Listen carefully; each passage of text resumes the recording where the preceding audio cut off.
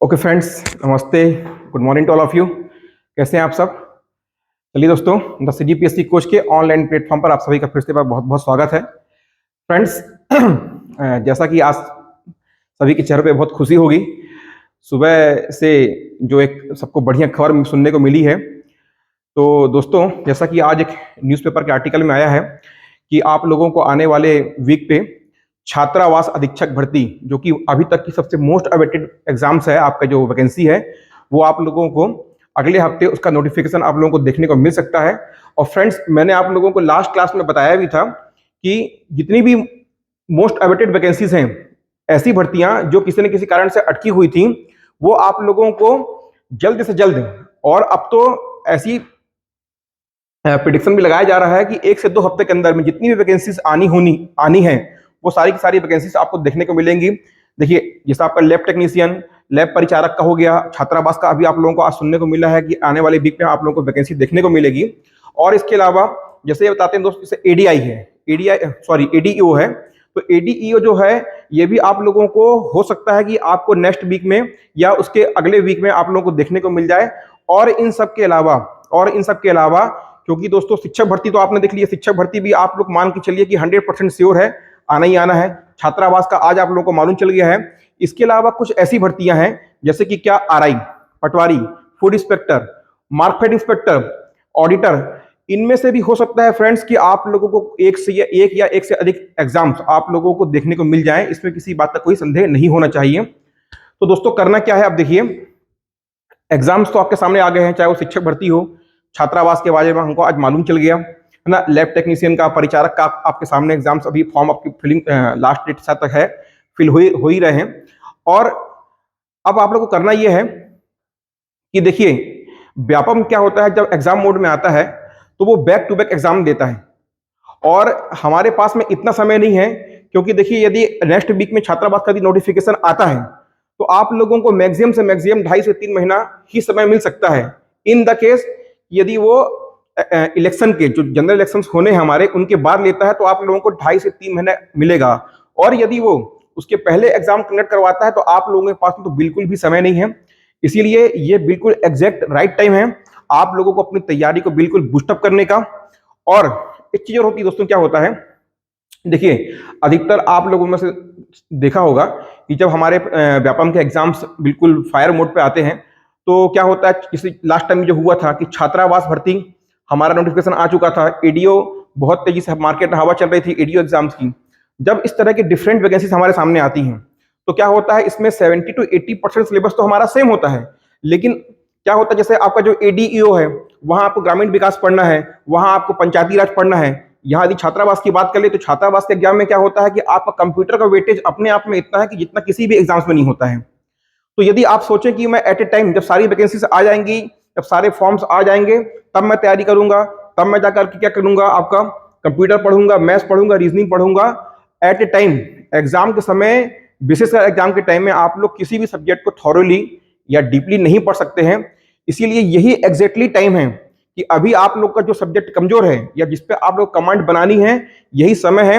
महीने से 1.5 महीने के अंदर में आप मैथ्स हो, रीजनिंग हो, कंप्यूटर हो, हिंदी, इंग्लिश, जो भी सब्जेक्ट्स आपके हों, आप उस पर अपनी कमांड बनाइए, उसके शॉर्ट नोट्स बनाइए और प्रॉपर उसका एक बार रिवीजन ले लीजिए। क्योंकि दोस्तों, व्यापम जब एग्जाम मोड में आता है, अपने फायर मोड में आता है, तो फिर वो फूल का, फ्लावर का, पुष्प वाला डायलॉग है ना, वो ध्यान में रखिएगा। तो अब करना क्या है आपको, सबसे अच्छी बात यह है कि जब एग्जाम का ये त्योहार हमारे सामने आ चुका है, ठीक इसी समय पे हमारे कोचिंग के जो ऑनलाइन एप्लीकेशन ऐप है, उस पर सारे के सारे कोर्सेस, छात्रावास का, एसीएफ रेंजर का, शिक्षक भर्ती का, सीजीपीएससी प्रीलिम्स का, लैब टेक्नीशियन, परिचारक, जितने भी एग्जाम्स आपके सामने हैं, सारे के सारे कोर्सेस आपके लिए केवल 99 रुपीज में अवेलेबल हैं। और ना केवल ये 99 रुपीज में अवेलेबल हैं, आप लोगों को जो इसकी वैलिडिटी है वो लाइफ टाइम मिलने वाली है। साथ में जो लोग ये कोर्स अभी परचेस करते हैं, जितनी भी ऑनलाइन क्लासेस आपको आगे हमारे ऐप के माध्यम से होंगी, सारी की सारी जो है वो आपके उसी कोर्स में अपडेट हो जाएगा। आप लोगों को उसके लिए अलग से कोई भी पे नहीं करना पड़ेगा। तो दोस्तों, ये सुनहरा मौका है, और तैयारी के हिसाब से भी और कोर्स को परचेस करने के हिसाब से भी।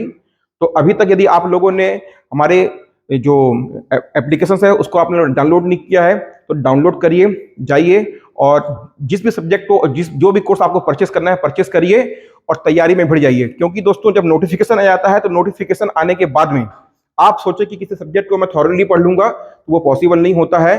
ये बिल्कुल गोल्डन ईयर है, कई सालों बाद ऐसा गोल्डन ईयर आ रहा है जब आप लोग को बम्पर वैकेंसीज देखने को मिलेंगी। इसको धोखे से भी नहीं गवाइएगा। चलिए दोस्तों, इसी के साथ आज की क्लास को हम स्टार्ट करते हैं। फ्रेंड्स, हमने अपनी लास्ट क्लास में सिंपल इंटरेस्ट साधारण ब्याज देखा था और मैंने आप लोग को लास्ट क्लास में जब एसआई पढ़ाया था तो आपसे एक वादा किया था कि मैं आप लोगों को पूरा एसआई साधारण ब्याज में जितने भी वैरायटी के क्वेश्चंस होते हैं सारे के सारे जो वैरायटी के क्वेश्चंस हैं मैं आपको सिंगल फॉर्मूले से सॉल्व करवाऊंगा। और यदि आप लोगों ने अभी तक क्लास को नहीं देखा है तो जा करके देखिएगा। मैंने स्टार्टिंग से लेकर एंड तक जितने भी क्वेश्चन सॉल्व करवाए हैं सिंगल क्वेश्चन से सिंगल फॉर्मूले से मैंने आप लोगों को सारे के सारे क्वेश्चन वहां क्या सॉल्व करवाए हैं। ठीक है, बस आज की जो हमारी क्लास है आज हम पढ़ने वाले चक्रवृद्धि ब्याज, कंपाउंड इंटरेस्ट। और आज आपसे मैं फिर वादा करता हूं कि केवल एक ही फॉर्मूले पे मैं आप लोगों को पूरा का पूरा चक्रवृद्धि ब्याज सॉल्व करके दिखाऊंगा। सेकंड फॉर्मूला हम यहां पास यूज नहीं करेंगे। और साथ में आज आप लोगों के लिए जितने भी क्वेश्चंस मैं लेकर के आया हूं उन क्वेश्चन में कैलकुलेशन पे हमको कैसे काम करना है। क्या होता है जब कभी भी हम मैथ्स को सॉल्व करते हैं तो दो स्टेप होते हैं। एक तो क्या होता है किसी भी क्वेश्चन को पढ़ के कॉन्सेप्ट अप्लाई करना और फिर दूसरा होता है उसको कैलकुलेट करना। तो कॉन्सेप्ट तो हमने अप्लाई कर लिया पर उस क्वेश्चन का लेंदी पोर्शन होता है कैलकुलेशन। तो आज हम समझेंगे कि एग्जाम्स में जब कभी आपको लेंदी कैलकुलेशन मिलता है तो किस तरीके से आप लोगों को कैलकुलेशन जो है आपका फास्ट हो जाएगा। आज की क्लास से हम समझेंगे। चलिए समझते हैं फ्रेंड्स। चलिए फिर से एक बार, आप लोगों ने अभी तक यदि कोर्सेज परचेस नहीं किया है तो प्लीज जाके देखिए, परचेस करिए। चलिए, की फीचर्स ये सब भी आपको मैंने बताया कि लेस फॉर्मूला, केवल सिंगल फॉर्मूले पे हम अपनी पूरी क्लास स्टार्ट रखेंगे शुरू से लेकर अंत तक। फिर क्या है, cover all variety of questions, basic level to advance level का जो कॉन्सेप्ट मैं आप लोगों को क्लास में बतलाऊंगा। Cover all the questions of CG Vyapam 2018 से लेके 2023 के बीच में जितने भी सीजी व्यापम के जो वनडे एग्जाम्स हुए हैं उनमें जितने भी क्वेश्चंस एसआई और सीआई से आए हैं वो लास्ट क्लास में मैंने आप लोगों को देखा भी था। हमने पटवारी का, सहकारिता भर्ती का, मंडी निरीक्षक, है ना, इन एग्जाम्स में जो क्वेश्चन सिंपल इंटरेस्ट से आए थे मैंने वहां सॉल्व करवाया था, है ना। तो इसी तरीके से हम सीआई में भी आगे भी समझेंगे। ठीक है, तो चलिए बढ़ते हैं आगे। चक्रवृद्धि ब्याज देखिए, कल हमने क्या समझा था, कल हमने क्या देखा था, साधारण ब्याज। और साधारण ब्याज में हमने क्या देखा था, जो आपका साधारण ब्याज था, साधारण ब्याज, इसमें हमने क्या देखा था कि यदि हमारा कोई मूलधन P है और हमको रेट ऑफ इंटरेस्ट क्या है R% दिया हुआ है। यदि हम बात कर लेते हैं जैसे कि क्या हो गया, ये आपका हो गया फर्स्ट ईयर, ये आपका हो गया सेकंड और ये आपका हो गया थर्ड, है ना। तो इन तीनों सालों में जो आपका CI है, CI1, जो आपका CI2 और ये क्या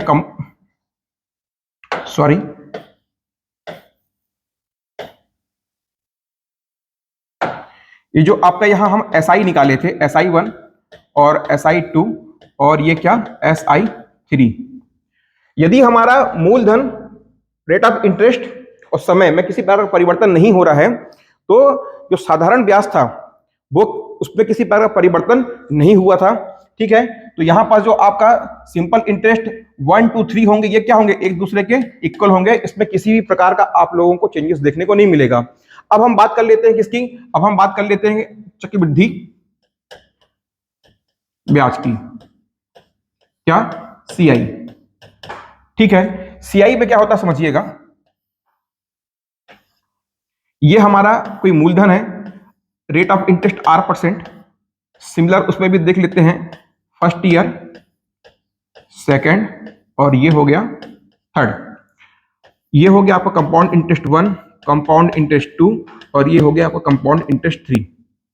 अब इसमें क्या होता है, यहां तो आपका साधारण ब्याज में यदि किसी प्रकार का रेट ऑफ इंटरेस्ट, है ना, प्रिंसिपल और आपके टाइम में किसी प्रकार का यदि चेंजेस नहीं हो रहा है तो आपके सिंपल इंटरेस्ट में भी किसी प्रकार का चेंजेस नहीं होता है। हर साल के लिए वो क्या होता है, इक्वल होता है।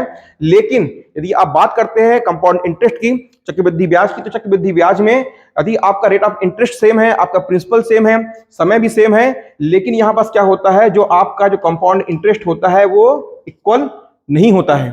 कारण कारण यह है कि मैंने आप लोगों को कल बताया था, सिंपल इंटरेस्ट में क्या होता है कि सिर्फ जो आपका मूलधन है सिर्फ उस पर ब्याज लिया जाता है। लेकिन कंपाउंड इंटरेस्ट में क्या होता है फ्रेंड, कंपाउंड इंटरेस्ट में क्या होता है, जो आपका ब्याज होता है, यदि मान लीजिए आपका 2 साल पे यदि काउंटिंग करना है तो जो पहले साल का आपका ब्याज आया है तो दूसरे साल पर, अगले साल पर आपका ना केवल मूलधन पर आपका इंटरेस्ट जुड़ेगा, बल्कि जो आपने पहले साल का आपको इंटरेस्ट मिला था उस इंटरेस्ट पर भी आपको इंटरेस्ट, मतलब क्या, ब्याज पर ब्याज। कल मैंने आपको बताया था ना, ब्याज पर ब्याज। तो सीआई में क्या होता है, कंपाउंड इंटरेस्ट में क्या होता है, ब्याज पर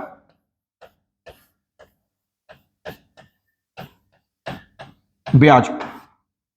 ये इसकी अवधारणा है। कंपाउंड इंटरेस्ट सिंपल इंटरेस्ट से किस तरह अलग है कि सिंपल इंटरेस्ट में क्या था, जो हमारा इंटरेस्ट था वो हर साल के लिए इक्वल था, और यहां पास क्या होता है, जो आपका कंपाउंड इंटरेस्ट है, कंपाउंड इंटरेस्ट में क्या होता है कि जो भी आपको इंटरेस्ट मिलता है नेक्स्ट ईयर के लिए उस इंटरेस्ट पे भी इंटरेस्ट लगता है, साथ में प्रिंसिपल पे तो इंटरेस्ट लगता ही लगता है, साथ में जो हमारा इंटरेस्ट है उस पर भी हमको क्या, इंटरेस्ट ऐड होता है। ठीक है, चलिए इसको नोट कर लीजिए, समझते हैं आगे फिर और। ठीक है, देखिए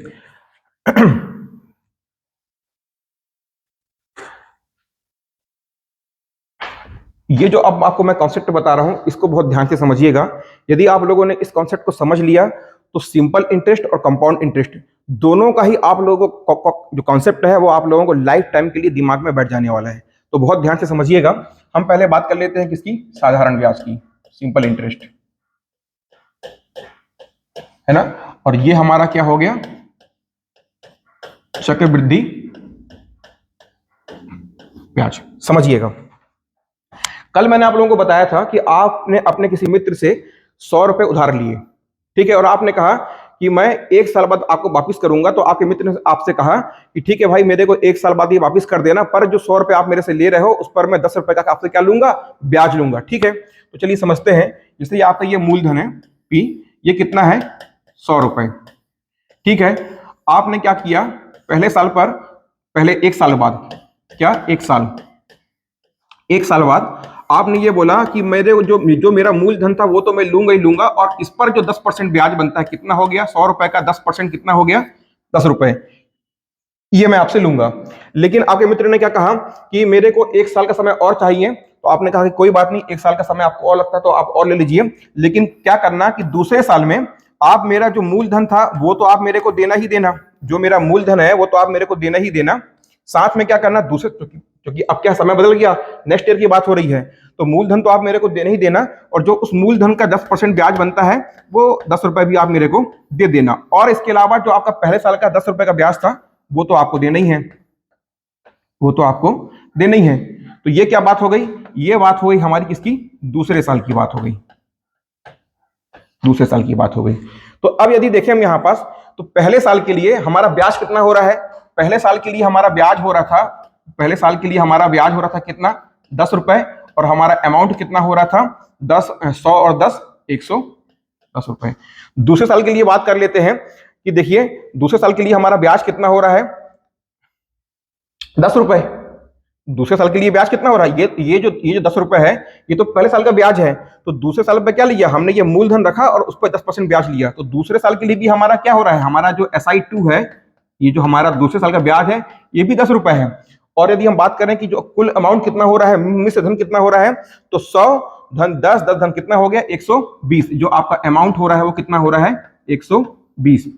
तो यहां से देखिए क्या निकल के आता है कि जो आपका SI1 है वो कितना है, 10, SI2 कितना है, 10। दोनों ही वर्षों का जो आपका साधारण ब्याज है वो क्या है, एक समान है। चलिए समझते हैं कि अब कंपाउंड इंटरेस्ट में क्या होता है। सपोज मान लीजिए कि फिर से आपके पास में जो मूलधन है वो कितना है, 100 रुपए है, ठीक है। अब आप अपने दोस्त के पास में गए और आपने आप दूसरे दोस्त के पास में गए, और जो आपका दूसरा दोस्त है वो थोड़ा व्यापारी दृष्टिकोण का व्यक्ति है, वो थोड़ा व्यापारी दृष्टिकोण का व्यक्ति है। तो चलिए उसने आपने उससे पैसे मांगे, उसने कहा कि ठीक है भाई मेरे को कुछ नहीं चाहिए, मेरे को 10% के हिसाब से इंटरेस्ट चाहिए है, तो उसने 100 रुपए, वो बोला कि 1 साल बाद मेरे को 100 रुपए वापस कर देना, और 100 रुपए पे जो 10% का जो इंटरेस्ट बनता है वो कितना होता है, 10 रुपए मेरे को वापस कर देना। ये बात हो गई किसकी, ये बात हो रही है 1 साल बाद की। अब आपने कहा कि अभी पैसे वापस नहीं कर पा रहा हूं, मैं नेक्स्ट ईयर वापस कर दूंगा। उसने कहा कि कोई बात नहीं, वापस कर देना। तो उसने क्या कहा, अब देखिए यहां ध्यान दीजिएगा, उसने कहा कि जो मेरा मूलधन था 100 रुपए, वो तो मैं आपसे लूंगा ही लूंगा, और क्योंकि 1 साल समय बढ़ रहा है तो जो उस मूलधन पर 10% ब्याज था वो मैं आपसे लूंगा। तो ये कितना हो गया, 10 रुपए हो गया। अब वो क्या कह रहा है मेरे भाई, लेकिन जो पहले साल का ब्याज था अब मेरे को उस पर भी ब्याज चाहिए। यहां वाले ने क्या कहा था, जो ब्याज था बस वही ब्याज दे देना। यहां ये क्या बोल रहा है कि जो पहले साल का ब्याज था वो तो मैं तेरे से लूंगा ही लूंगा, 10 रुपए तो मेरे को चाहिए, लेकिन जो पहले साल का था ब्याज 10 रुपए, उस पर भी मेरे को 10% का ब्याज चाहिए। मतलब कितना, 10 रुपए, 10 रुपए का 10% कितना हुआ, 1 रुपए, 1 रुपए। ठीक है, यहां पास क्या हो गया कि उसने ब्याज पर ब्याज ले लिया, या हम दूसरे शब्दों में कह सकते हैं कि उसने क्या किया कि पहले साल का जो मिश्र धन था, पहले साल का जो मिश्र धन था उसको मूलधन बना लिया, और उस मूलधन पे फिर से ब्याज ले लिया। तो क्या कर दिया, यहां पास देखिए ये ब्याज था, ब्याज तो उसने ले लिया, और ब्याज के साथ में उस ब्याज पर भी क्या ले लिया, उसने ब्याज ले लिया। तो अब यहां से समझ में आया कि चक्रवृद्धि ब्याज क्या होता है, ब्याज पर ब्याज। अब समझिए, देखिए यहां पास पहले साल का क्या हो रहा है, जो आपका पहले साल का सीआई कितना आया आपका, 10 रुपए। ठीक है, और आपका अमाउंट कितना हो गया, पहले साल का आपका अमाउंट हो गया 110। अब आते हैं सेकेंड ईयर में, देखिए सेकेंड ईयर में आपका ब्याज कितना हुआ, इस 100 रुपए पे 10% का ब्याज 10 रुपए, और इस 10 रुपए पे, ये 10 रुपए तो वो हमसे ले ही रहा है, यहां भी ये हमसे 10 रुपए ले ही रहा था, पर क्या कर रहा है वो इस 10 रुपए पे 10% का ब्याज और ले रहा है। तो कितना हो गया, देखिए सेकेंड ईयर के लिए, यहां पास सेकेंड ईयर के लिए ये आपका क्या हो गया, ये हो गया आपका साल 2, ये दूसरे साल की बात हो रही है। तो दूसरे साल पे 100 रुपए का 10% तो लिए लिया, और जो 10 रुपए ब्याज था उसका 10% कितना हो गया, 1 रुपए। तो कुल ब्याज कितना हो गया, 10 और 1 11। तो CI2 कितना हो गया आपका, CI2 हो गया आपका 11, और यदि अमाउंट की बात कर ले तो अमाउंट कितना हो गया, 121। अब यहां से समझिएगा, तो समझने वाली चीजें हैं, क्या है, CI1 10, CI2 11, SI1 10, SI2 10। मतलब क्या, साधारण ब्याज चेंज नहीं होता है, और जो आपका कंपाउंड इंटरेस्ट है, जो आपका चक्रवृद्धि ब्याज है, वो क्या होता है, चेंज होता है। वो क्या होता है, ब्याज पर ब्याज होता है। देखिए अब क्या हुआ, यहां पास से एक बात और समझिएगा कि यहां हमारा जो CI1 है वो कितना है, 10 है, और जो हमारा यहां पास जो SI1 है वो कितना है, 10 है। मतलब क्या हुआ कि पहले साल के लिए यदि आप 1 साल के लिए चाहे आप साधारण ब्याज काउंट कर लें और चाहे आप चक्रवृद्धि ब्याज काउंट कर लें, वो दोनों क्या होता है, बराबर होता है। मतलब क्या हो गया कि यदि हम एक साल की बात कर रहे हैं, तो 1 साल के लिए जो आपका SI होता है और जो आपका CI होता है वो क्या होते हैं, वो दोनों एक दूसरे के क्या, बराबर होते हैं। जो भी चेंजेस आपको देखने को मिलेगा वो आपको देखने को मिलेगा सेकेंड ईयर से। ठीक है, तो चलिए इसको नोट करिए।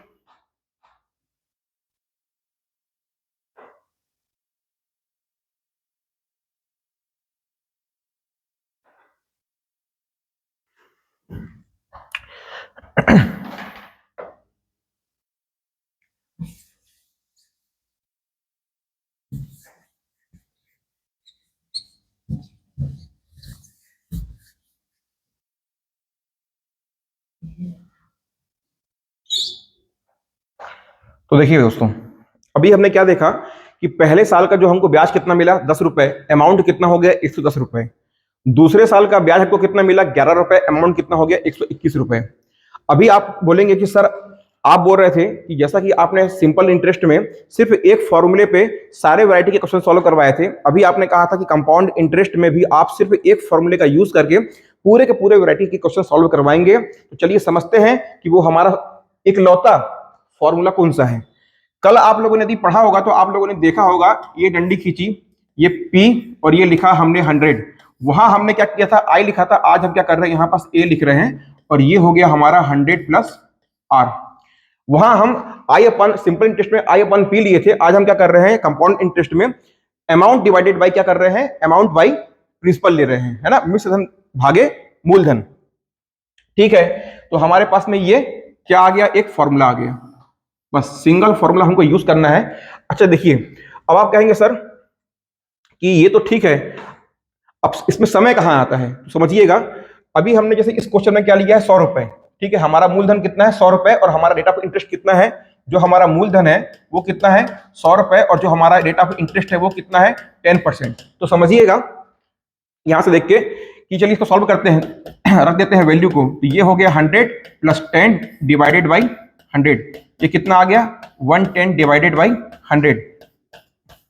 तो आपका यहां से अमाउंट कितना आ गया 110 रुपए, अमाउंट कितना आ गया 110 रुपए, अमाउंट 110 रुपए। ठीक है, अब चलिए बढ़ते हैं, हमने यहां तो 2 साल के लिए निकाला हुआ है, तो आइए सेकंड ईयर के लिए बढ़ते हैं।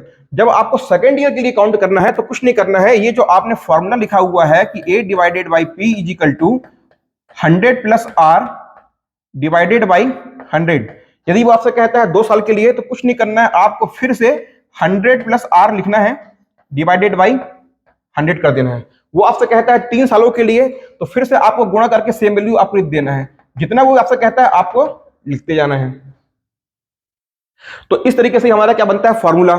चलिए हमने वहां पास क्या सेकंड ईयर के लिए 2 साल बाद हमारा अमाउंट कितना था 121 रुपए था। आइए चेक करते हैं कि इस फॉर्मूले से आंसर आता है कि नहीं आता है। चलिए रख के देखिए, ये देखिए ये जो आपका 100 प्लस R बाई 100, यदि R जब 10% था तो आपका ये कितना आया था, ये जो ऊपर वाली वैल्यू 110 आई थी, 110 अपॉन 100। तो देखिए ये हो गया आपका 110 अपॉन 100 और क्योंकि सेकंड ईयर के लिए काउंट कर रहे हैं तो इनटू एक बार इसको और ले लेते हैं तो 110 अपॉन 100।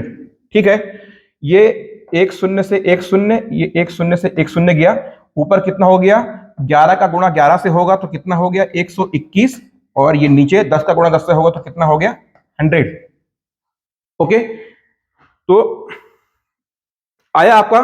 तो सेकेंड ईयर के लिए आपका अमाउंट कितना हो गया, सेकेंड ईयर के लिए 2 साल बाद आपका अमाउंट कितना हो गया 121। 2 साल बाद आपका अमाउंट कितना था 121। नोट कर लीजिए एक बार।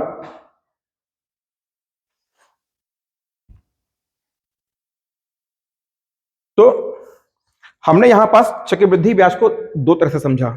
एक तो हमने ये ट्री कॉन्सेप्ट समझा और इसका प्रयोग भरपूर मात्रा में आगे अपने जो भी क्वेश्चंस देखेंगे उनमें करेंगे। और ये हमारा फॉर्मूला, सिर्फ सिंगल फॉर्मूले पे हमारे पूरे के पूरे जितने भी आपके कंपाउंड इंटरेस्ट के क्वेश्चंस हैं, जितने भी वैरायटी के क्वेश्चंस हैं, सारे के सारे हम इसी के अकॉर्डिंग क्या करेंगे, सॉल्व करेंगे। ठीक है, चलिए अब देखते हैं आगे। हाँ, यहां से एक फॉर्मूला और बनता है, उसको भी देख लीजिए। जैसे अभी अपन ने क्या देखा कि A divided by P is equal to, ठीक है, 100 प्लस R डिवाइडेड बाई 100। अभी हमने देखा था 2 सालों के लिए, यदि 3 साल पूछे 4 साल पूछे तो करना क्या है, कुछ नहीं, इसमें आगे ऐड हो जाता है ये T ईयर के लिए, 1 साल के लिए, 2 साल के लिए, 3 साल के लिए, जो भी जितने भी हमको साल पूछेगा ये हो गया।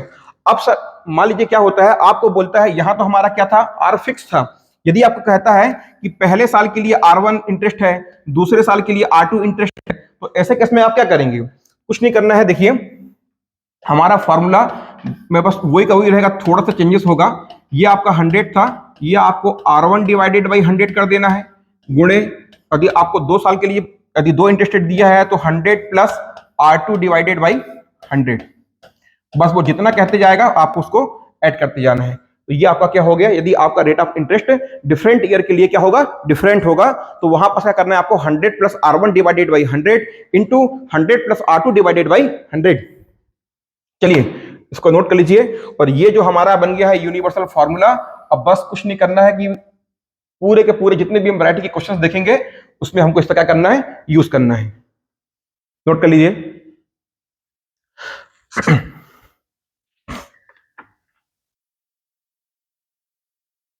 चलिए तो ठीक है ना, बढ़ते हैं अब। देखिए चलिए पहला क्वेश्चन आ गया, क्या बोल रहा है, 800 रुपए का 5% चक्रवृद्धि ब्याज की दर से 2 वर्ष का मिश्र धन कितना होगा।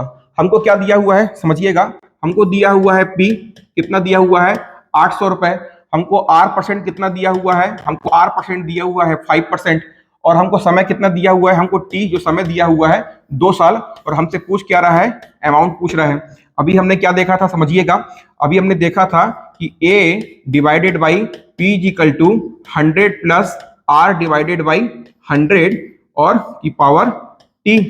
समय यहाँ पर 2 साल है, चलिए वैल्यू को पुट कर दीजिए, कितना हो जाएगा आपका 105 बाई 100 की पावर 2, और आपको ये पूछ रहा है पी दिया हुआ है कितना 800 रुपए।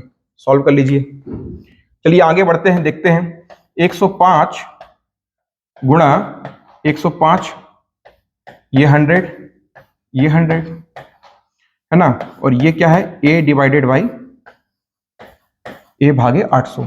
चलिए काटिए, कितना हो जाएगा 21 पंचे 105, 20, 21 20। ठीक है, अब देखिए क्या क्या कट के आ गया, 21 बटे 20 कट के आ गया। अब आगे कट रहा है, नहीं कट रहा है, फिर देखिए 20 गुणा 20 कितना हो गया 400, 20 का गुणा 20 से करेंगे कितना हो गया 400, यहां क्या है 800, 400 एक कम 400 दूना 800, और 21 गुणा 21, 21 का स्क्वायर कितना होता है, 21 गुणा 21, 21 का स्क्वायर होता है 441, क्या होता है 441, और ये 2 था, यहां के मल्टीप्लाई होगा, कितना आपका आंसर आएगा 882। ये क्या आ गया आपका अमाउंट, कितना आ गया आपका अमाउंट 882। ये क्या हो गया, बेसिक अप्रोच हो गया, जो हमने फॉर्मूला भी आगे देखा था उसको हमने सॉल्व किया, और हमारा क्या आ गया answer, a amount equal to क्या 882, 882 रुपए। अब आप कहेंगे सर अभी आपने साइड में यहां पास एक ट्री बताया था और कहा था कि हम उसका भरपूर मात्रा में प्रयोग करेंगे, तो चलिए समझते हैं कि इस क्वेश्चंस को हम उस ट्री के माध्यम से, जो हमने अभी ट्री देखा था कंपाउंड इंटरेस्ट के लिए, चक्रवृद्धि ब्याज के लिए, उससे कैसे सॉल्व कर सकते हैं। चलिए आगे समझते हैं, उससे देखते हैं। हमारा पी कितना दिया हुआ है, जो पी है वो है 800। ठीक है, ठीक है। अब क्या है, देखिए हम बात कर रहे हैं पहले साल की, तो पहले साल के लिए जो है 1 साल के बाद में आप मूलधन तो 800 रुपए लेंगे ही लेंगे, और उस मूलधन पर 5% क्या लेंगे, ब्याज लेंगे। 800 रुपए का 5% कितना होता है, 40 होता है। ये बात किसकी हो गई, ये बात हो गई पहले साल की। अब हम अपन आते हैं, क्योंकि हमको समय कितना दिया है 2 साल, अब आते हैं दूसरे साल पे। दूसरे साल पे कहानी क्या बनेगी, जो आपका मूलधन था वो 800 रुपए तो आप लोगे ही लोगे, और उस 800 रुपए पे आप क्या करोगे, दूसरे साल के लिए 5% का ब्याज लोगे, कितना हो गया 40 हो गया।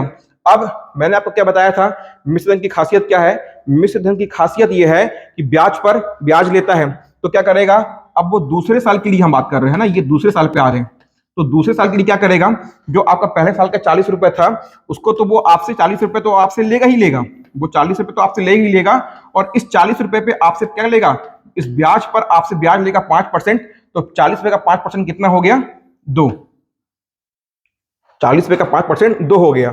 तो चलिए जोड़ लीजिए। अब ये जो सारा डेटा है ये क्या है आपका अमाउंट, इसके लिए 2 साल बाद, 2 साल बाद में ये अमाउंट हो गया, कितना हो गया 800, 40 40 80 2 82, कितना हो गया 882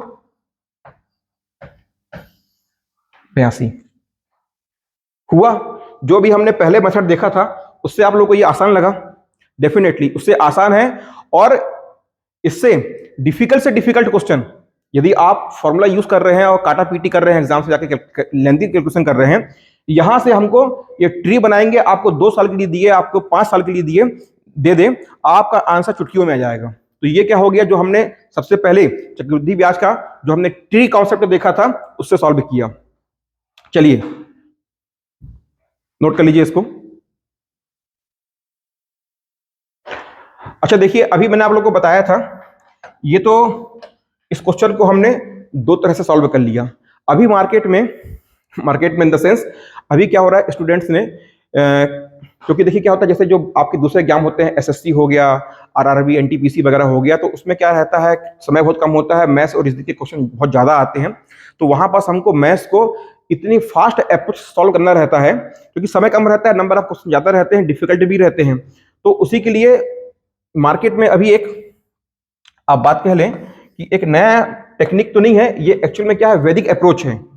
है ना। तो इसको क्या है, वो है डिजिटल, वो क्या है, डिजिटल सम। थोड़ा सा मैं आप लोगों को इसको बता रहा हूं, क्योंकि सीधे यदि मैं आप लोगों को क्वेश्चन में अप्लाई कर दूंगा तो आप लोगों को शायद कई लोगों को समझ में ना आए। तो मैं आपको बताता हूं कि पहले ये डिजिटल सम होता क्या है। हमारे पास सपोज कोई संख्या है 1 4 5 8 3 2 9 8, ये हमारे पास में एक संख्या है। डिजिटल सम में क्या करना है कि हमको इस संख्या के जितने भी अंक हैं इनको जोड़ना है, और यदि दो संख्याओं का योग 9 आता है तो हमको उस 9 को काउंट नहीं करना है। मतलब क्या कि 9 यदि किन्हीं संख्याओं का योग 9 बनता है तो 9 काउंट नहीं होगा, ठीक है। या डायरेक्टली कोई अंक यदि 9 है वो भी काउंट नहीं होगा। चलिए जोड़ते हैं। सबसे पहले देखते हैं आपका 9, तो ये काउंट नहीं होना है। इसके बाद में ये 8 और ये 1, 9 बन गया, ये भी काउंट नहीं होगा। 4 और 5 9 हो गया, ये दोनों भी काउंट नहीं होगा। इसके बाद में ये 8 है और ये 2 से हमने इसको 1 दिया तो कितना हो गया, 9 हो गया, ये भी काउंट नहीं होगा। और यहां से क्या बचा हमारे पास में, 1 बचा, 3 और 1 4। इस संख्या का डिजिटल सम कितना आ गया, 4। यदि आपसे कह दे कि 2 12 प्लस 43, इसका डिजिटल सम क्या होगा, तो क्या होगा, देखिए 1 और 2 कितना हो गया, 1 और 2 3, 4 और 3 7। अब जोड़ना है तो 7 3, ये जुड़ेगा तो क्या हो जाएगा, 7 3 10, और 1 1 और 0 जुड़ के क्या होगा, 1। तो इस 12 धन 43 का डिजिटल सम क्या आ जाएगा, 1। 1 और 2 3, 4 और 3 7, 3 प्लस 7 10, और 10 में क्या है, 1 प्लस 0 1। तो इसका डिजिटल सम क्या आ गया, 1। एक चीज और देख लेते हैं, इसी को ले लीजिए। जैसे क्या है, 12 गुणे 10। अब यहां क्या मल्टीप्लिकेशन आ गया, ठीक है। तो इसका सम कितना हो गया, 3। इसका सम कितना हो गया, 1 और 0 1। 3 का गुणा 1 से करेंगे कितना आएगा, 3 का गुणा यदि 1 से करेंगे तो कितना आएगा, 3। तो इसका डिजिटल सम कितना हो गया, 3। तो ये होता है डिजिटल सम, संख्याओं को या उनके अंकीय मान को क्या करना, जोड़ना। तो चलिए समझते हैं कि हम अपने एग्जाम्स में क्वेश्चंस में इसको कैसे अप्लाई करते हैं। तो देखिए, जब कभी भी किसी भी पेपर में या किसी गणित के प्रश्न में आप डिजिटल सम का प्रयोग कर रहे हैं तो वहां पर सबसे पहले आपको क्या करना है, आपको ऑप्शन चेक करना है। ऑप्शन में आपको क्या देखना है कि जो दिए हुए ऑप्शंस हैं उनमें अंकों की पुनरावृत्ति तो नहीं हो रही है, कहीं ऐसा तो नहीं है कि सबके डिजिट सेम है। यदि डिजिट सेम है तो आपको फिर जोड़ना नहीं है। चलिए यहां तो क्या हो रहा है, 8 4 है, 8 8 है, 8 8 2 है, 8 6 है, सब में अलग अलग डिजिट्स हैं। तो जोड़ के देखते हैं कितना आ रहा है, 8 4 12, 8 4 12। या आप ये कह सकते हो, देखिए 8, या तो आप इसको 8 4 12 कर दो और 12 को फिर से जोड़ दो, कितना हो जाएगा, 3। तो ये संख्या कितनी हो गई, 3। 8 दूनी के 16, 8 और 8 कितना हो जाएगा, 16। और 16 को क्या लिख सकते हैं, 16 को क्या लिखेंगे, 1 और 6 7। इसका डिजिटल सम कितना हो जाएगा, 7। ये कितना हो गया, 8 और 8 16 और 2 18। 8 और 8 16 और 2 18 18। और 18 का डिजिटल सम कितना हो जाएगा, 1 और 8 9। ये आ गया 1 और 8 9। 8 और 6 14, और 14 को यदि 1 और 4 को जोड़ेंगे तो क्या आएगा, 5। 1 और 4 को जोड़ेंगे तो कितना आएगा, 5। अभी हमने क्या देखा था, देखिए यहां पर हमने लिखा था AYP इक्वल टू क्या आया था आपके पास में, 5% था ना, 105/100 इंटू 105/100। ये जो हमने अभी देखा था फॉर्मूला, उससे हमने यहां तक किया था, फिर इसको हमने काट पीट के लंबा ड्राइव किया था और हमारा आंसर आया था। चलिए अब यहां लगाते हैं क्या, डिजिटल सम। तो देखिए 5 और 1 6, ठीक है। और ये जो आपका P है ये आपको गिवन है कितना, 800। देखिए ये कितना हो गया, 5 और 1 6, और ये 5 और 1 6, ठीक है। और 6 का गुणा 6 से करेंगे तो कितना होगा, 36। 6 का गुणा 6 से करेंगे तो कितना होगा, 36। और 3 और 6 को जोड़ेंगे, 3 और 6 को जोड़ेंगे तो कितना आएगा, 9। किसी भी संख्या में 1 से गुणा करें या भाग करें कोई परिवर्तन नहीं होता है, इसीलिए क्या होगा 1 + 0 इक्वल टू कितना, 1। और यदि किसी संख्या को 1 से भाग देंगे तो कोई चेंजेस नहीं होना है, इसलिए इसको काउंट नहीं किया जाता। तो हमारा इस पोर्शन का डिजिटल सम कितना आया, 9। अब क्या है, डिजिटल सम का एक रूल है, यदि किसी भी संख्या में 9 से गुणा हो रहा है, यदि किसी भी संख्या में 9 से मल्टीप्लिकेशन हो रहा है तो उस पूरी संख्या का जो डिजिटल सम होता है वो कितना होता है, 9 होता है। यदि किसी भी संख्या में 9 से गुणा हो रहा है तो उस संख्या का डिजिटल सम कितना होता है, 9 होता है। तो यहाँ पास क्या हमारे सामने निकल करके आया, अभी मैं आप लोगों को यहाँ पास सॉल्व करके बता रहा हूँ क्योंकि ये हमारा सबसे फास्टेस्ट मेथड है। तो हमको इसमें इतना ये सब पेन यहाँ पास कॉपी पेन यूज नहीं करना है, सिर्फ क्या करना है, आपको मन में काउंट करना है 1 और 5 6, 1 और 5 6, 6 छंग 36, 3 6 9, 9 आ गया। अब आपको देखने नहीं है, सीधे आपको अपने ऑप्शन की ओर जाना है। तो क्या है, ये 8 था, तो ये यहां से क्या जाएगा, ये आपका 800 गुणा 9। और मैंने आपको बताया कि डिजिटल सम का जो सिग्मा रूल है, यदि किसी भी संख्या में 9 से गुणा हो रहा है तो उस संख्या का जो डिजिटल सम होगा वो क्या होगा, 9। तो हमको ऑप्शन में क्या चेक करना है कि ऐसा कौन सा ऑप्शन है जिसका डिजिटल सम क्या है, 9 है। हमने अभी देखा कि 882 का क्या है, डिजिटल सम 9 है। 882 का डिजिटल सम कितना है, 9। आंसर। आपको कुछ भी प्रयोग नहीं करना है, सीधे यहां लाना है और इसके बाद में आपको संख्याओं को जोड़ना है, ऑप्शन को देखना है और टिक कर देना है। अभी आप लोगों को लग रहा होगा ये थोड़ा सा लेंदी, एक तो क्या बिल्कुल भी लेंदी नहीं है। यदि आप लोगों की इसकी इस मेथड पे, डिजिटल सम पे यदि आप लोगों की प्रैक्टिस हो गई तो मान के चलिए ये रिवॉल्यूशनरी कॉन्सेप्ट है ना। चलिए इसको नोट कर लीजिए, फिर देखते हैं नेक्स्ट क्वेश्चन।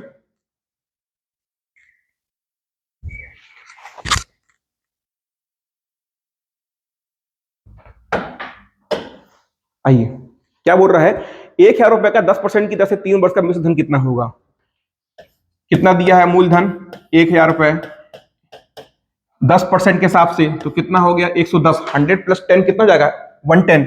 110 डिवाइडेड बाई 100 है ना, 110 डिवाइडेड बाई 100, मतलब 110 भागे 100।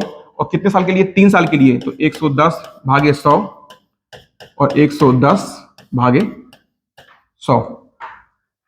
चलिए सॉल्व कर लीजिए। लेकिन सॉल्व करने के पहले, क्योंकि मैंने आपको इसके पहले वाले क्वेश्चन में आप लोगों को डिजिटल सम बताया था, तो चलिए देखते हैं कि क्या इस क्वेश्चन में डिजिटल सम अप्लाई हो रहा है कि नहीं हो रहा है। सबसे पहले ऑप्शन चेक कर लेते हैं। 1 और 2 3, 3 3 6 2 8, 3 3 6 और 1 7, और 1 और 3 4। ये इन संख्याओं का क्या हो गया, जो ऑप्शन है इनका क्या हो गया, डिजिटल सम हो गया। आइए यहां चेक कर लेते हैं कितना आ रहा है आपका। देखिए 1 और 1 2, 1 और 1 2, 1 और 1 2, मतलब क्या हो गया, 2 गुणे 2 गुणे 2। 1 प्लस 0 प्लस 0 1। यदि 100 हो, 1000 हो, 1 लाख कुछ भी हो, उसको हमको काउंट नहीं करना है क्योंकि इसकी वैल्यू कितनी होती है, 1 होती है डिजिटल सम में। यहां भी क्या है, इसकी वैल्यू 1 होगी तो काउंट नहीं करना है। तो कितना आ गया, 2 इंटू 2 इंटू 2 कितना हो गया, 2 दूनी 4 दूनी के 8। हमारा इस पूरी कैलकुलेशन का डिजिटल सम कितना है, 8। चेक करिए कहीं 8 है। आंसर। कुछ भी नहीं करना है आप लोगों को, बस लिखे, डिजिटल सम निकाले, ऑप्शन में चेक किए, आंसर। हाँ, ध्यान ये रखना है कि जब आप कभी ऑप्शन चेक कर रहे हैं, पहले आपका ऑप्शन चेक करना है। यदि आपके ऑप्शंस में सपोज मान लीजिए कि यहां पास क्या होता कि यहां भी 8 आता, मान लीजिए कि यहां भी 8 आता। यदि 2 ऑप्शन सेम आ रहे हैं, 2 ऑप्शंस का जो डिजिटल सम है यदि वो सेम आ रहा है, तो उस क्वेश्चन में डिजिटल सम रूल अप्लाई नहीं होगा। तो आप लोगों को क्या करना होगा, फिर जो भी मेथड आप लोग को आता है इसके अलावा उसके अकॉर्डिंग आप लोगों को सॉल्व करना होगा। तो ठीक है, तो यहां पास इसको एक बार देख लीजिए, अच्छे से समझ लीजिए, नोट करना हो तो नोट कर लीजिए। ये वाला क्वेश्चन भी जो हमारा है वो डिजिटल सम से क्या हो गया, सॉल्व हो गया।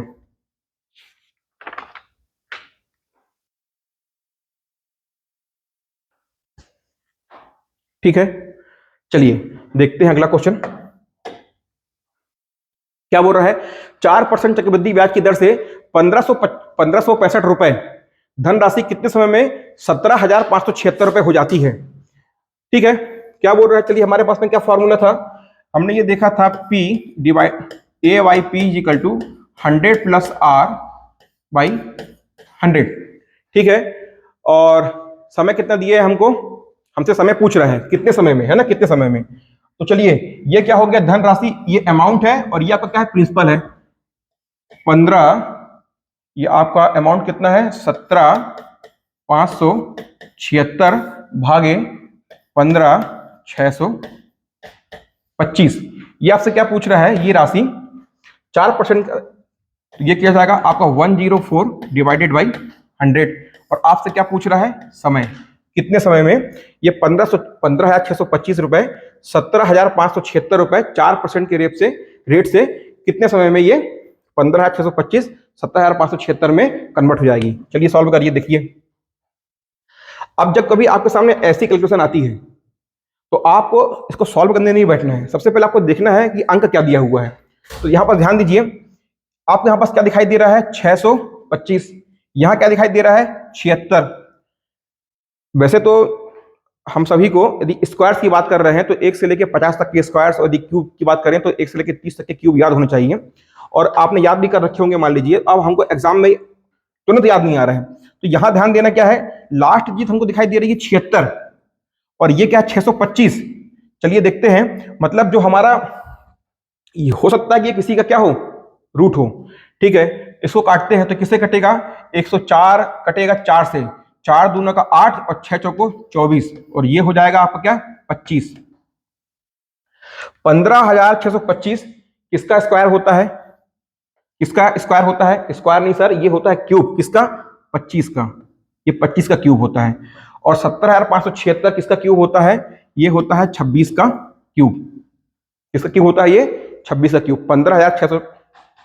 15,625 25 का क्यूब होता है और 17,576 26 का क्यूब होता है।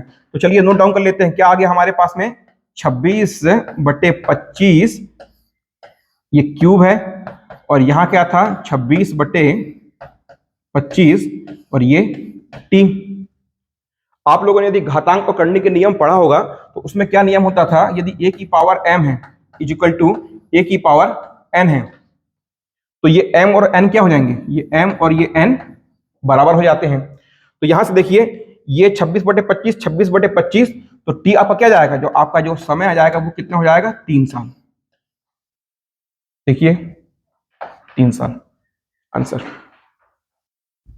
चलिए नोट कर लीजिए इसको, कुछ नहीं करना है, 1 से लेके 50 तक के स्क्वायर याद करना है, 1 से लेके 30 तक आप लोगों को क्यूब याद रखना है, अंडर रूट याद रखना है। ठीक है, अंडर रूट भी याद कर लीजिएगा, क्यूब भी याद कर लीजिएगा, स्क्वायर भी याद कर लीजिएगा, बस याद करना है। और फिर ये नहीं कि एग्जाम में अपन सोच रहे हैं कि ये 17,576 क्या होता है, बस आपको क्लू मिल रहा है कि ये 76 लास्ट में दिया हुआ है, 26 याद आ गया 26, ये 625 तो याद आ गया क्या 25।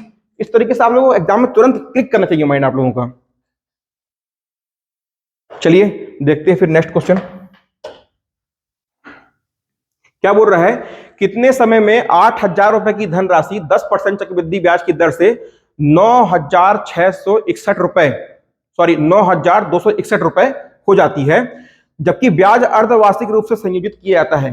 देखिए नया क्वेश्चन आ गया, इसमें क्या बोल रहा है कि जो ब्याज है वो कैसा काउंट कर रहा है आप लोगों का, हाफ ईयरली। हमको रेट ऑफ इंटरेस्ट कितना दिया हुआ है, जो हमारा रेट ऑफ इंटरेस्ट है वो हमको दिया हुआ है 10%। और क्या बोल रहा है, ये क्या बोल रहा है हमको कि जो कंपाउंडेड करेगा, जो उसको काउंट करेगा वो कैसा करेगा, हाफ ईयरली काउंट करेगा, हाफ ईयरली, वो हाफ ईयरली काउंट करेगा। तो आपका क्या हो जाएगा, जो आपका जो नया आपका रेट ऑफ इंटरेस्ट हो जाएगा हाफ ईयरली के अकॉर्डिंग, तो क्या कर देंगे उसको 5% हाफ कर देंगे, जो हमारा जो ये ईयरली था और ये हाफ ईयरली हो गया। चलिए सॉल्व कर लेते हैं। अच्छा यहां से क्यों समझिएगा, यदि आर हाफ हो रहा है तो आपका समय क्या हो जाएगा दुगना। पहले 1 साल लग रहा था तो जो आपका जो रेट ऑफ इंटरेस्ट 10% था, अब हमने रेट ऑफ इंटरेस्ट को हाफ कर दिया तो आपका समय क्या हो जाएगा आपका दुगना। यदि आप इसको भागे 3 करोगे तो आपका समय क्या जाएगा 3 गुना। ठीक है, इसको नोट कर लीजिए, समझते हैं फिर आगे। तो देखिए क्या बोल रहा है कि 8,000 रुपए की राशि है, हो कितनी रही है 9,261। ठीक है, और इधर क्या जा रहा है आपका, यहां पास देखिए ये हमारा कितना हो गया 105 डिवाइडेड बाई 100 है ना। और आप लोगों को क्या दिया हुआ है इसके अलावा, अर्धवार्षिक काउंट कर रहा है, समय आपसे पूछा है टी। अब देखिए यहां से 9,261 ये किसका क्यूब है, याद आए तो ठीक और नहीं आए तो दिमाग लगाइएगा। यहां पर देखिए क्या लिखा है 2 और 1, ये किसका क्यूब है, ये 21 का क्यूब है। और 8,000 तो हमको पता है कि 20 का क्यूब होता है, ये लिख दिया है ना। और ये कितना आ गया, इसको आप काटेंगे तो ये भी क्या हो जाएगा आपका 21/20 की पावर टी। तो यहां से अपना टी कितना आ गया 3। ये 3 क्या है? ये ईयर नहीं है, ये 3 क्या है? हमको काउंट ये करना था हाफ ईयरली। हमने अपने रेट ऑफ इंटरेस्ट को जो 10% था उसको अकॉर्डिंगली मतलब हाफ ईयरली हमने उसको 5% में कन्वर्ट किया था। तो यहाँ क्या 105 आया था। तो जो हमारा जो आपका समय जो 3 आ रहा है ये साल नहीं है, ये क्या है? 3 क्या है? ये 3 हाफ है। ये क्या है? 3 ये हाफ ईयर है। 3 हाफ ईयर मतलब क्या हुआ? 1.5 साल। 3 हाफ ईयर मतलब बराबर क्या हो गया? जो आपके 3 आधे आधे साल हुए, अर्धवार्षिक साल हुए, वो कितने हो गए? वो 1.5 साल बराबर हो गया। तो ये हमारे पास में क्या आ गया? तो 3 आपके अर्धवार्षिक काल है, वो आपका कितना हो जाएगा? 1.5 साल। तो ये आपका कितना हो गया? 1.5 साल। आंसर।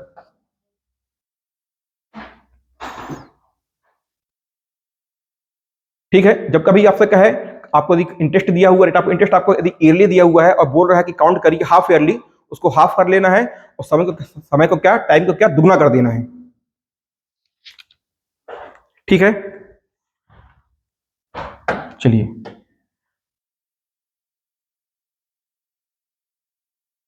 तो दोस्तों आज की क्लास यहीं तक लेते हैं और अब नेक्स्ट डे हम कल इसके आगे देखेंगे। अभी आपके कंपाउंड इंटरेस्ट आपका काफी लंबा टॉपिक है ना। एकदम से यदि हम क्वेश्चन को समझेंगे तो थोड़ा सा क्या हो सकता है, हॉटपॉट हो सकता है। इसीलिए आज हमने क्या है, सारा जो कंपाउंड इंटरेस्ट का था वो बेसिक हमने कॉन्सेप्ट समझा। बेसिक कॉन्सेप्ट पर हमने 4-5 तरह के क्वेश्चंस देखे और उन क्वेश्चंस में ना केवल हमने कॉन्सेप्ट समझा, कैलकुलेशन में हम कौन कौन सी मेथड्स अप्लाई कर सकते हैं हमने आज डिजिटल सम को बहुत अच्छी तरीके से समझा, है ना। अब हम अपने आने वाली क्लास में कोशिश करेंगे कि कंपाउंड इंटरेस्ट को क्या कर दें, समाप्त कर दें। चलिए दोस्तों, आज के लिए इतना ही था। आप लोगों को यदि वीडियो अच्छा लगा हो तो वीडियो को लाइक करिएगा, चैनल को सब्सक्राइब कर लीजिएगा, अपने दोस्तों को इस वीडियो को शेयर जरूर करिएगा। मंडी आप लोगों का बोर्ड का एग्जाम्स आ रहा है। मंडी बोर्ड में ये SI CI से मान के चलिए 1 से 2 क्वेश्चन तो बिल्कुल फिक्स है, आना ही आना है।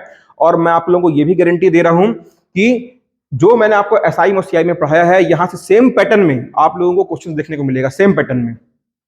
तो चलिए दोस्तों, आज की क्लास को यहीं एंड करते हैं। धन्यवाद आप सभी का।